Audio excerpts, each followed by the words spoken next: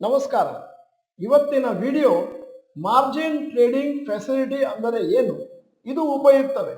ನಾನು ಡಾಕ್ಟರ್ ಭರತ್ ಚಂದ್ರ. ವಿಡಿಯೋಗಳ ಉದ್ದೇಶ ಕನ್ನಡಿಗರ ಫೈನಾನ್ಷಿಯಲ್ ಎಜುಕೇಶನ್. ನಿಮಗೆಲ್ಲ ತಿಳಿದ ಹಾಗೆ ನಾವು ನಮ್ಮ ಚಾನೆಲ್ ಮೆಂಬರ್ಸಿಗೆ, ಡಾಕ್ಟರ್ ಭರತ್ ಚಂದ್ರ ಗ್ರ್ಯಾಜುಯೇಟ್ಸಿಗೆ ಆದಷ್ಟು ಪ್ರಶ್ನೆಗಳನ್ನು ಕೇಳಿ ಮತ್ತು ಅದಕ್ಕೆ ಉತ್ತರವನ್ನು ಪಡೆಯಿರಿ ಅಂತ ಎಂಕರೇಜ್ಮೆಂಟ್ ಕೊಡ್ತಾ ಇರ್ತೇವೆ. ಮೊದಲು ಯೂಟ್ಯೂಬಲ್ಲಿ ಮಾಡ್ತಿದ್ವಿ, ಈಗ ಸದ್ಯಕ್ಕೆ ಇದನ್ನು ನಮ್ಮ ಚಾನಲಲ್ಲೇ ಮಾಡ್ತಾ ಇದ್ದೇವೆ. ಮೊನ್ನೆ ಒಂದು ವಿಡಿಯೋದಲ್ಲಿ ಕೇಳಿದ್ವಿ, ನಿಮಗೆ ಏನಾದರೂ ಪ್ರಶ್ನೆಗಳಿದ್ರೆ ಹೇಳಿ.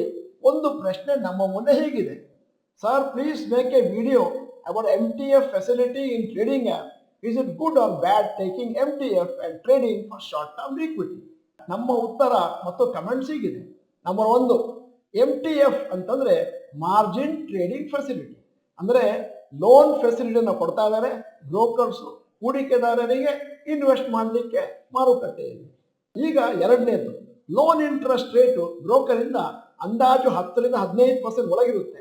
ಕೆಲವರು ಸ್ವಲ್ಪ ಕಮ್ಮಿ ಚಾರ್ಜ್ ಮಾಡ್ತಾರೆ, ಕೆಲವರು ಜಾಸ್ತಿ ಚಾರ್ಜ್ ಮಾಡ್ತಾರೆ. It depends on each broker. ಮತ್ತೆ ಇಂಟ್ರೆಸ್ಟ್ ಅನ್ನು ವೀಕ್ಲಿ ಬೇಸಿಸ್ ಕಟ್ತಾ ಹೋಗ್ಬೇಕು.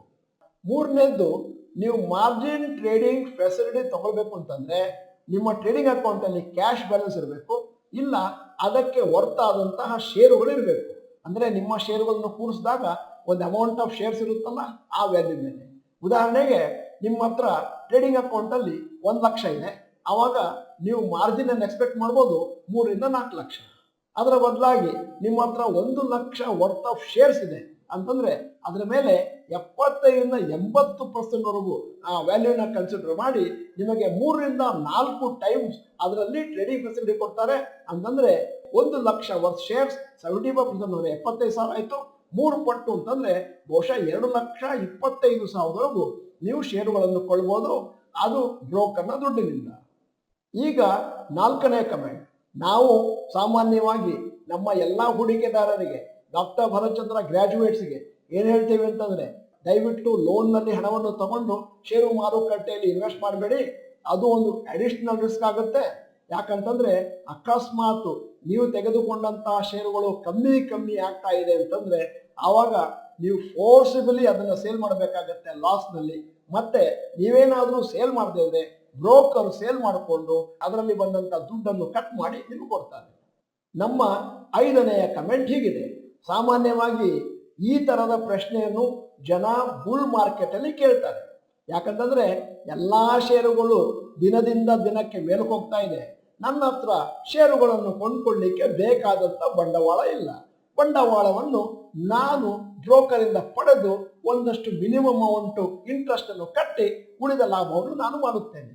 ಆದರೆ ಅದೇ ಏನಾದರೂ ಬೇರ್ ಮಾರ್ಕೆಟ್ ಸ್ಟಾರ್ಟ್ ಆಯ್ತು ಅಥವಾ ಬುಲ್ ಮಾರ್ಕೆಟ್ ಅಲ್ಲೇ ನಿಮ್ಮ ಷೇರುಗಳು ಕಡಿಮೆ ಆಗ್ತಾ ಇದ್ರೆ ಆವಾಗ ದೊಡ್ಡ ಗೊಂದಲ ಆಗುತ್ತೆ, ಸ್ಟ್ರೆಸ್ ಆಗುತ್ತೆ. 6ನೇದ್ದು, MTF ಅನ್ನುವಂಥದ್ದು ಒಂದು stressful technique of investing in stock market. ಅದರ ಬದಲು ಈಸಿ ಆಗಿರೋದು ಏನು ಅಂತಂದ್ರೆ, ನಿಮ್ಮ ಹತ್ರ ಇರುವ ಹಣದಲ್ಲಿ ಷೇರುಗಳನ್ನು ತಗೊಳ್ಳಿ, ಬ್ಲೂ ಚಿಪ್ಗಳನ್ನು ತಗೊಳ್ಳಿ, ಲಾರ್ಜ್ ಕ್ಯಾಪ್ಗಳನ್ನು ತಗೊಳ್ಳಿ. ಅಕಸ್ಮಾತ್ ಕಡಿಮೆ ಆದರೂ ಕೂಡ ಫಂಡಮೆಂಟಲಿ ಸ್ಟ್ರಾಂಗ್ ಆಗಿರೋದ್ರಿಂದ ಅದನ್ನು ಹೋಲ್ಡ್ ಮಾಡಬಹುದು. ಅದರಿಂದ ದೀರ್ಘಾವಧಿಯ ಷೇರುಗಳನ್ನು ಇದರಲ್ಲಿ ಕೊಳ್ಳಬಹುದು. 7ನೆಯ ಮತ್ತು ಕೊನೆಯ ಕಮೆಂಟ್, ಅಕಸ್ಮಾತ್ ನಿಮಗೆ ಅದೇನು ವೀಕ್ಲಿ ಇಂಟ್ರೆಸ್ಟ್ ನ ಕಟ್ಟಬೇಕಾಗುತ್ತೆ, ಅದನ್ನ ಕಟ್ಟಲಿಕ್ಕೆ ದುಡ್ಡಿದೆ, ಏನೂ ತೊಂದರೆ ಇಲ್ಲ ಅಂತಂದ್ರೆ ಆವಾಗ ಬಹುಶಃ ನೀವು ಮಾರ್ಜಿನ್ ಟ್ರೇಡಿಂಗ್ ಫೆಸಿಲಿಟಿನ ಬಳಸ್ಕೋಬಹುದು. ಅದರ ಬದಲಾಗಿ ನಿಮ್ಮ ಹತ್ರ ಏನೂ ಹಣ ಇಲ್ಲ, ಬಂದ ಲಾಭದಲ್ಲಿ ನಾನು ಮಾರ್ಜಿನ್ ಮನಿಯನ್ನ ವಾಪಸ್ ಕಟ್ಟಬೇಕು ಅಂತಾದ್ರೆ ಆವಾಗ ಒಂದಷ್ಟು ಗೊಂದಲಕ್ಕೆ ಆಹ್ವಾನ ಕೊಟ್ಟಂತೆ.